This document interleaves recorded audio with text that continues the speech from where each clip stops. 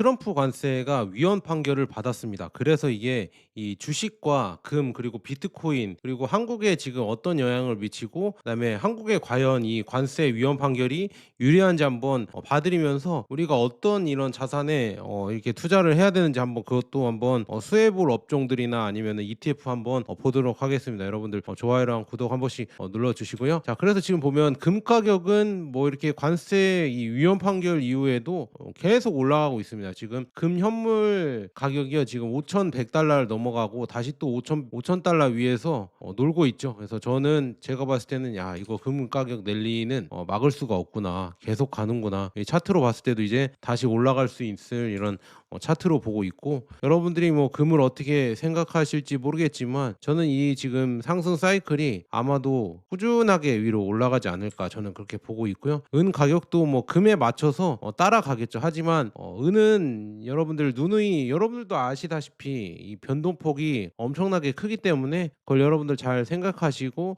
투자에 참고하셨으면 좋겠는데, 은 현물 가격이요 지금 이제는 70달러에서 이렇게 조정을 하다가 84달러까지 또 왔습니다. 이제 이러다가 이제 금방 또 90달러 100달러 넘어갈 수도 있거든요. 그래서 이거 한 번씩 여러분들 잘 보시고요. 저는 뭐 금과 은에 대해서 좀 긍정적으로 이렇게 보고 있는데요. 여러분들도 그렇게 보신다고 하면요 한 번씩 이런 자리에서 뭐 적절하게 여러분들이 이렇게 스스로 이렇게 잘 보셨으면 좋겠습니다. 뭐 어떻게 해야 되나요? 저한테 다 물어보시면 말씀드릴 수 없겠고, 그냥 한 번씩 좋은 자리인 것 같으니까 한 번씩 보시면 좋을 것 같고요. 미국 주식은 제가 봤을 때 이게 빅테크 이쪽이 계속 횡보를 하고 있죠. 특히나 나스닥이 이제는 이 고점을 돌파 못하고 계속 횡보하는 그림으로 가고 있습니다. 물론 관세 위헌 판결 이후에는 그래도 뭐 다우나 나스닥이나 S&P 500이 좋았지만 앞으로 또 이제 이게 더 갈 것인가. 그래서 제가 뭐 몇 주 전에도 마이클 하트넷 얘기도 해드렸잖아요. 이제는 진짜 기술주에서 이제 원자재나 이런 실물 위주의 자산으로 옮겨야 되고 이머징 국가로 점점 투자가 늘어날 것이다, 이렇게 말씀을 드렸죠. 그게 지금 벌어지고 있잖아요. 코스피가 이렇게 엄청나게 올라가는 이유가 다 이제 글로벌적으로 이제는 미국 주식이 많이 올랐구나, 그러면은 저평가된 주식을 찾아서 한국이나 아니면 뭐 중국이나 아니면 인도, 브라질 뭐 이런 이머징 국가들에게 한번 글로벌 큰 손들이 보겠죠. 근데 일단은 한국으로 들어온 거겠죠. 그 다음에는 어디로 갈까? 그 다음 후보가 중국이 될까, 뭐 인도가 될까, 어디가 될까? 이거는 여러분들 잘 참고해 보시고요. 저는 뭐 그 다음 후보가 그냥 중국이 될 것 같다고 이렇게 매번 말씀드리는데요. 그게 과연 맞을지는 모르겠지만 저는 그렇게 예상한다는 거, 뭐 틀릴 수도 있습니다. 근데 저는 그렇게 예상하고 그쪽으로 투자를 하고 있어서 이렇게 말씀드리는 거고요. 그래서 전체적으로 지금 글로벌 리밸런싱도 지금 펼쳐지고 있고, 그래서 여러분들이 변혁기에서 자 어떻게 이제 투자를 해야 되는지, 그다음에 포트폴리오를 어떻게 짜야 되는지, 그거는 여러분들 진짜 이제는 중요해졌습니다. 우리가 저도 생각했지만 무조건 미국 주식이다. 최근에 10년 동안 진짜 미국 주식이 엄청 좋았거든요. 그런데 또 긴 역사로 보면요 또 10년 동안 또 미국 주식이 그냥 횡보할 때도 있었다고 합니다. 그러니까 그런 거 여러분들 잘 생각해 보시고요. 물론 뭐 내가 타이밍을 맞추지 않겠다 이렇게 생각하시면 그냥 꾸준히 미국 주식만 넣어도 되는데, 앞으로 이제 흐름이 미국 주식이 이제 어느 정도 조정을 하고 다른 주식들이 잘 갈 수 있는 타이밍으로 가고 있기 때문에 그건 한 번씩 보시고요. 이거 계속 얘기하죠. 그래서 대법원에서 어떻게 이게 관세가 위헌 판결이 났냐, 이거 쉽게 그냥 제가 설명해 드릴게요. 자, 관세 정책의 부정이 아니라 이 제동을 건 겁니다. 권한 절차에 대해서 제동을 건 거다. 그래서 무엇이 위법이냐 이렇게 하면요, IEEPA, 이게 법안 이름이거든요. 이거 좀 약자로 한 건데 이게 무슨 내용이냐면요, 대통령이 경제적 비상상태 비상사태 상황에서, 그러니까 뭐 비상시에 거래, 자산, 금융 흐름을 규제할 수 있게 하지만 이 관세에 대해서는 이 조세적 성격 부담 때문에 명시적인 권한이 없거든요. 여기에 나온 권한이 없는데 그냥 그때 당시에도 트럼프가 밀어붙인 거예요. 그냥 우기면서 막 위임 권한이다 막 이렇게 하면서 그때 당시도 그냥 밀어붙이면서 관세가 갔거든요. 그래서 이거에 대해서 그 당시에도 이거 나중에 위헌 나오는 거 아니냐, 이거 조금 여기에 안 들어가 있는데 왜 이렇게 밀어붙이는지 모르겠다, 이렇게 다들 그렇게 했었거든요. 그리고 비상사태 요건이랑 적용 문제를 보면요, 이 국가적 비상이라는 게 이 관세 같은 광범위 조치로 연결한 것 자체가 과도하다고 이렇게 볼 수가 있습니다. 그래서 남용을 방지하기 위해서 대법원에서 이런 제재를 위헌을 가했다 이렇게 볼 수가 있을 겁니다. 그래서 관세 자체가 나쁘다 불가능하다가 아니라요. 지금 IEPA 이 법으로 관세를 때리는 게 이게 과도하다 이렇게 보시는 것 같아요. 보는 것 같아요. 그래서 이거를 여러분들 한 번씩 보면 될 것 같고요. 그래서 즉각적인 효과는 뭐가 있을까? IEPA 기반으로 이제 광범위한 관세가 이제 정지가 되고요. 이 환급 소송 이슈가 이제 발생할 수가 있으면, 그러니까 그동안 때렸던 관세 다 환급해줘라, 아니면은 다 내놔라. 근데 안 준다고 하면 또 소송이 벌어질 수도 있겠죠. 근데 이게 또 일단은 받은 거는 미국 입장에서 안 주려고 하겠죠. 아무리 위헌이 나왔어도 대법원 입장에서도 좀 약간 트럼프 쪽으로 유리하게 얘기해 줄 것 같아요. 왜냐, 이미 받았으니까. 돈 받은 거 돌려주기 솔직히 싫잖아요. 사람 마음이란 게. 그래서 아마 그렇게 될 것 같은데, 이거는 좀 더 지켜봐야 될 것 같고, 만약에 환급이 된다고 하면, 그리고 그다음에 세계 여러 나라들이 소송을 건다고 하면요, 오히려 우리나라도 이제 관세를 맞았잖아요. 그래서 유리할 수가 있다. 우리나라도 호재일 수가 있다 이렇게 말씀드리고요. 시장 파장은 어떻게 될 것인가, 영향은 단기에는 지금 유동성이랑 심리, 그다음에 중기에는 재정 불확실성 때문에 아마도 악재일 것 같다고 하는데, 단기에는 호재일 수가 있어요. 왜냐하면요, 관세가 이제 내려갈 거 아니에요. 관세가 내려가면 이 수입업자나 기업의 이제 현금 흐름이 개선되겠죠. 원래 관세 때문에 막혀있던 구간이 이제 좀 풀어지면서 환급 기대가 또 생기면서 단기적으로는 마진이나 재고평가, 그다음에 현금 흐름이 개선될 가능성이 큽니다. 그러면은 수입업자나 기업 현금 흐름에는 더 좋겠죠. 그다음에 관세가 더 오를 수도라는 꼬리 위험이 해소되면서 일부 그러면서 이제는 좀 더 이제 시장은 최악의 갑작스러운 관세 확대가 낮아졌다고 해서 이제는 안정세를 찾으면서 더 올라갈 수 있다, 이렇게 호재로 볼 수가 있다, 이렇게 예상을 하고 있습니다. 근데 지금 장기적으로는 이게 왜 악재가 되냐, 역시나 불확실성이죠. 우리가 가장 싫어하는 게 뭐 이렇게 악재보다는 악재가 생길지 호재가 생길지 아무것도 모르는 상태, 이 불확실성을 가장 싫어하거든요. 그냥 관세 때릴 거면 빨리 때려라. 그 악재 일단 발표가 되면 그 이후에 하락을 했다가 다시 올라가거든요. 왜냐, 확실성이 생기니까. 불확실성이 줄어드니까 올라가는데, 지금 이제는 이제 관세가 위헌이 되고, 그다음에 또 트럼프가 갑자기 또 이런 얘기를 했거든요. 이제 판결 직후에 지금 무역법 122조를 근거로 한 10% 임시 수입 부과, 임시 관세를 또 부과했습니다. 그래서 역시 대단한 사람이다. 그래서 즉 관세는 불법이 아니라 IEPA 관세는 불법이다, 이렇게 하면서 다른 법으로 이렇게 하고 있거든요. 정말 이렇게 트럼프의 논리는 대단하다, 이렇게 볼 수가 있으면, 이렇게 지금 불확실성을 또 키우잖아요. 그래서 위헌이 나왔더라도 트럼프는 아니다, 나는 또 관세 때릴 수가 있는 이런 법안이 있다, 이렇게 해서 또 때려버리는 사람이기 때문에, 이거를 진짜 우리가 믿으면서 가기가 쉽지 않다. 그만큼 신뢰가 떨어질 수가 있다는 얘기죠. 그래서 이런 거를 여러분들 잘 보셔야 될 것 같습니다. 그래서 트럼프의 다음 카드가 왜 무섭냐, 지금 위헌으로 막혀도 다른 카드로 계속 내밀 겁니다. 그래서 첫 번째로 지금 보면 무역법 122조, 이게 즉시성 최대 무기라고 하는데, 핵심은 국제 수지 문제 등 이 특정 요건 하에서 최대 15%에서 그다음에 최장 150일 임시 관세를 부과할 수 있는 조항이라고 합니다. 그래서 장점으로는 뭐냐, 이 빠르고 그다음에 전면적으로 글로벌하게 적용이 가능하다. 약점은 뭐냐, 150일 한도가 있습니다. 근데 이게 150일 한도 이후에도 아마도 연장을 하거나 때를 피거나 아마 그런 식으로 트럼프가 얼렁뚱땅 할 가능성이 저는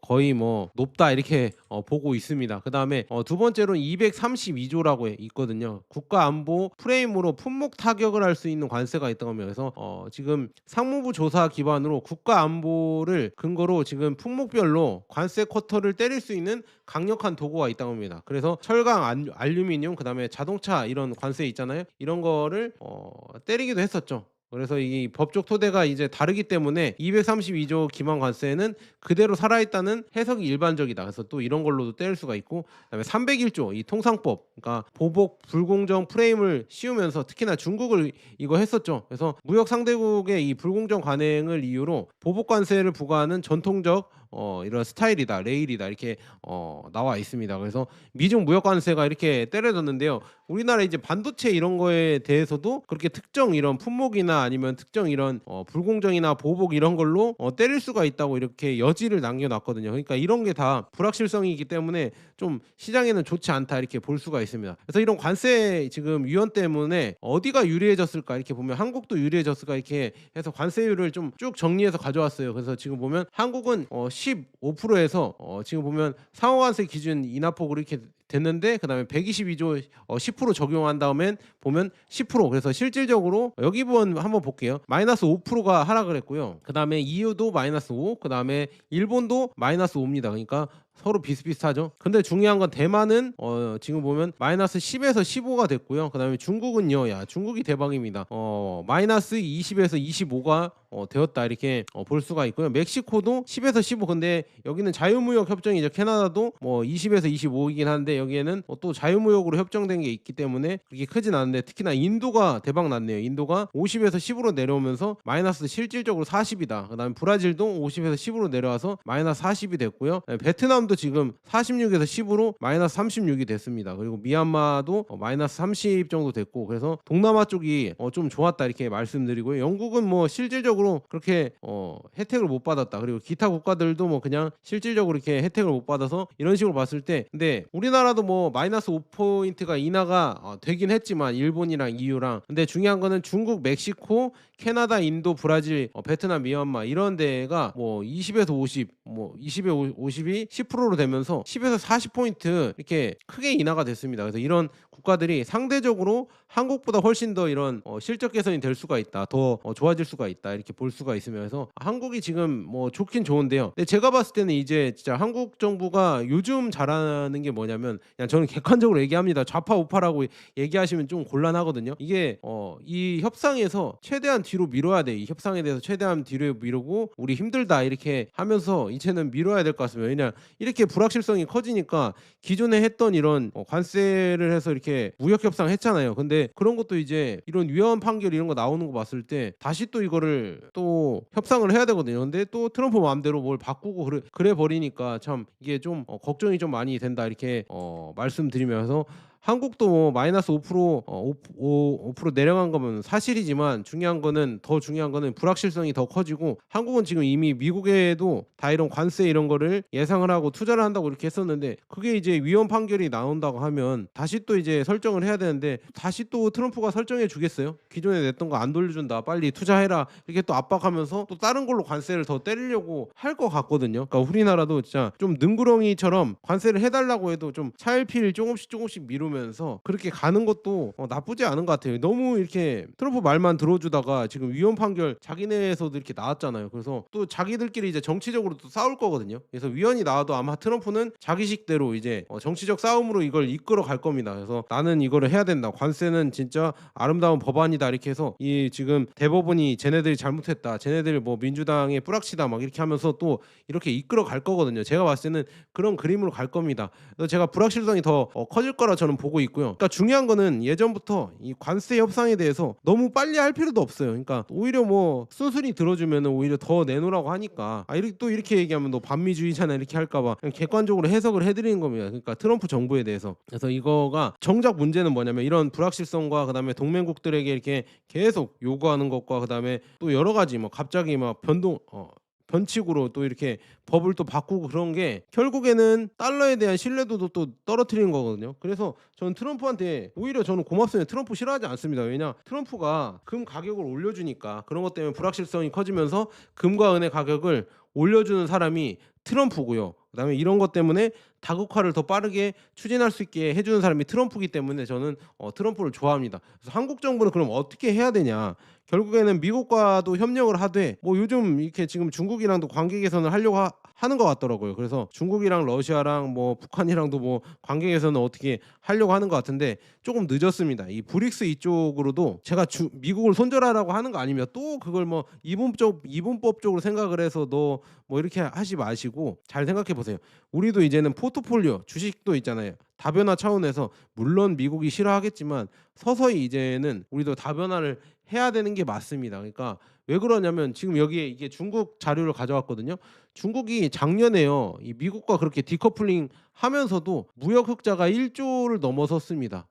1.2조 달러 사상 최대치를 또 기록을 했거든요. 그래서 이거 어떻게 기록을 했을까 이렇게 보니까 결국에는 여기 나와 있으면 수출 증가와 교역 증가, 예, 그리고 교역 상대를 다변화했다고 합니다. 여기 나와 보면 아세안 교역이 7.4% 늘렸고요. 그다음에 EU와 교역도 5.4%. 근데 미국이랑은 마이너스 18.7%로 줄였습니다. 그리고 중남미가 플러스 5.9%, 그다음에 아프리카랑 17% 플러스 이렇게 났다. 그래서 이런 식으로 지금 1대1로 계속 이 무역 교역 비중을 이제는 뭐 아세안 국가와 그다음에 브릭스 이쪽, 중남미 아프리카 이쪽으로 더 늘려가고 있으면서 그래서 우리도 이제 이런 쪽으로, 미국도 당연히 중요하겠지만 시장을 다변화해야 돼요. 미국만 너무 믿고 있다가는, 물론 미국도 당연히 해야죠. 우리의 큰 시장이기 때문에 해야 되는데 우리도 이제 조금씩은 다변화를 하면서 리스크를 분산해야죠. 왜냐, 트럼프가 저렇게 계속 불확실성을 키우니까 우리도 리스크를 분산하는 게 맞다. 그래서 중국은 지금 보면 이렇게 리스크를 분산을 하면서 이미 뭐 타격을 받았으니까 분산하면서 이렇게 지금 EU랑 첨단 그린 산업 이런 거는 뭐 워낙 기술력이 좋으니까 뭐 여러 군데 이렇게 수출을 하고 있다고 합니다. 그래서 첨단 기술이 지금 7.5% 수출이 증가를 했다고 하고요. 특히나 그리고 더 중요한 거는 이제 전기차랑 배터리, 로봇 이 3대 품목이 수출량이 늘었다고 하거든요. 특히나 비아디가요. 25년 연간 수출이 테슬라를 제치고 세계 최대 전기차 판매사로 올라섰으면 이거는 팩트고요. 특히나 유럽 쪽에서 엄청나게 수출이 늘었고, 그래서 25년 테슬라 인도량 딜리버리가 163만 대인데요. 지금 비아디 순수 전기차 딜리버리가 225만 대입니다. 그래서 테슬라를 뛰어넘었다 이렇게 볼 수가 있으면 이런 식으로 지금 인도량이 넘어섰고요. 배터리는 뭐 중국 업체가 압도를 하고 있죠.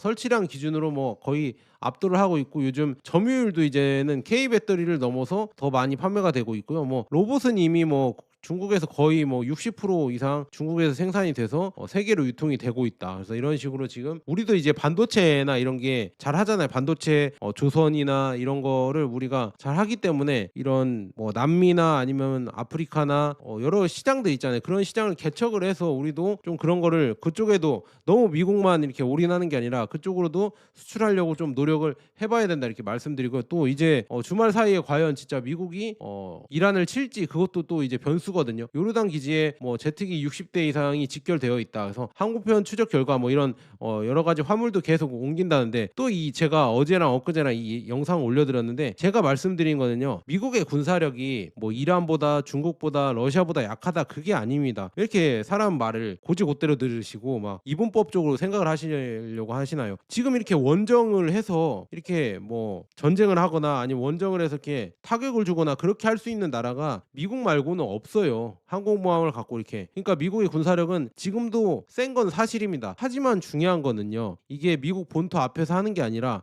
원정으로 하기 때문에 이게 원정은 누구에게나 쉽지 않다는 거죠. 왜냐, 중국도 만약에 미국으로 가서 미국 본토를 공격하려고 가다가 태평양 가다가 다 미사일 맞고 쓰러져서 못 가요. 미국 본토 못 갑니다. 러시아도 못 가고요. 그러니까 중요한 거는 이게 군사력이란 게 세더라도 원정을 가면 그거는 또 다른 얘기거든요. 이 병참이나 뭐 이런 것 때문에 쉽지 않습니다. 미국 입장에서도. 왜 그래서 미국이 뭐 베트남 전쟁이나 아니면 아프가니스탄 전쟁에서 왜 이렇게 하다가 철수를 했을까요? 다 이게 장기전이 되고 그다음에 이제 점점 힘들어지니까 철수를 했지 않습니까? 그리고 원래는 뭐 직접적으로 이렇게 전쟁을 잘 안 하고 뒤에서 지원만 하려고 하는 이유가 다 그런 이유거든요. 이게 막대한 전쟁 비용과 피해가 있기 때문에. 이게 장기전이면 장기전일수록, 특히나 원정이면, 그러니까 이게 쉽지 않아요. 그러니까 뭐 미국이 뭐 군사력이 약하다 이런 게 아니라 이 환경 자체가 미국이 들어가서 어떻게 하기가 쉽지가 않다. 특히나 이란도 그냥 만만하게 이렇게 있는 군사력이 아니기 때문에, 또 이제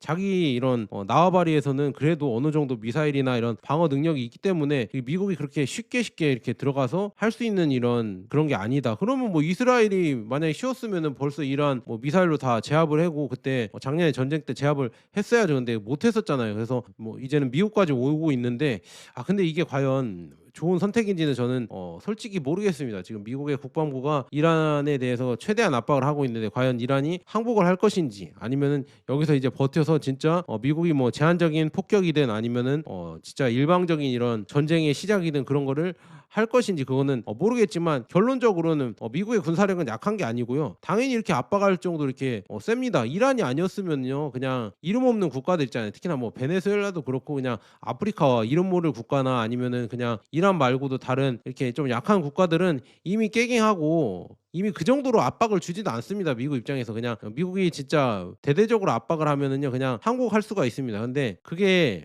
상대적인 거라서 그렇게 말씀드리는 거고요. 중요한 거는 지금 미국이 과연 이 B2 폭격기든 아니면은 전투기를 가져가서 폭격을 하냐가 진짜 이 글로벌 이런 뭐라고 하죠? 리스크, 불확실성 이게 커지냐 마냐 이런 관건이다. 그래서 ETF로는 우리가 금 이런 거에 투자를 하는 게 좋겠죠. 그래서 에이스 뭐 KRX 금연물 ETF도 있고요. 금 관련 ETF가 수혜를 받을 것 같습니다. 그리고 타이거 KRX 금연물, 코덱스 뭐 골드 선물, 은 선물도 있죠. 코덱스에. 그다음에 타이거 골드 선물 아마 금은 선물 H 걸요. 아마 그렇게 되어 있다 이렇게 볼 수 있어요. 이런 ETF가 있고 아니면은 실물 뭐 금이랑 은에 투자하는 것도 있겠죠. 그래서 실물 금이랑 은 투자하실 분들은 뭐 제 거 링크 있으니까 한 번씩 가보셔서 이렇게 보시면 좋을 것 같고요.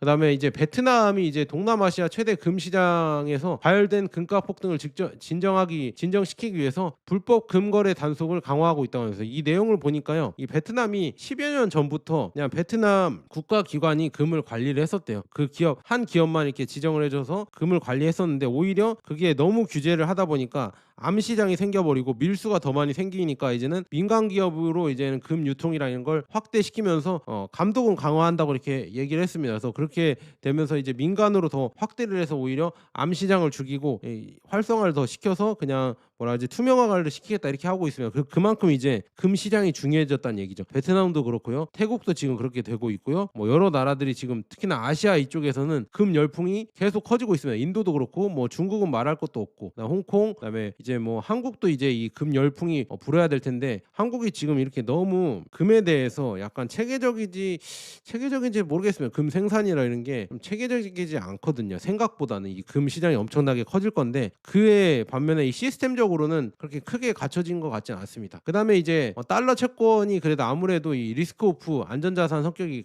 강하죠. 현금이니까. 그래서 코덱스 미국 달러 선물 ETF가 있고요. 그다음에 여기 타이거 미국 달러 단기채 채권 액티브 ETF 이런 게 있습니다. 그래서 채권 혼합되거나 아니면 달러 관련해서 이런 ETF도 안전자산으로 지금 불확실성이 커지니까 괜찮을 것 같다 이렇게 말씀드리고 그다음에 우리가 조금 더 이제 수혜를 입을 수 있는 업종이 뭐가 있냐 반도체가 있겠죠. 그래서 타이거 뭐 반도체 탑 10, 그다음에 코덱스 AI 반도체 핵심 장비, 그다음에 에이스 AI 반도체 포커스, 그다음에 솔 반도체 전공정 ETF가 있고요. 하나로 반도체 핵심 공정 뭐 이런 ETF가 있습니다. 그래서 이런 거 한 번씩 보시면 될 것 같고요. 방산은 뭐 플러스 K 방산도 있고요. 그다음에 여러 가지 방산 탑 10 뭐 다 있거든요. 코덱스나 타이거나 그다음에 에이스도 다 방산이 있거든요. 그래서 그런 거 한 번씩 보시면 될 것 같습니다. 그래서 제가 다음에 이런 거 방산 뭐 ETF나 아니면 따로따로 테마별로 정리해 드릴 수 있으면 정리해 드릴 테니까 여러분들 제 영상 많이 봐주시고요. 그다음에 자동차는 특히나 현대차 그룹 펀더멘탈 타이거 ETF가 이것도 괜찮고 그다음에 코덱스 자동차도 있고 그다음에 에이스 테슬라 밸류체인 액티브도 있습니다.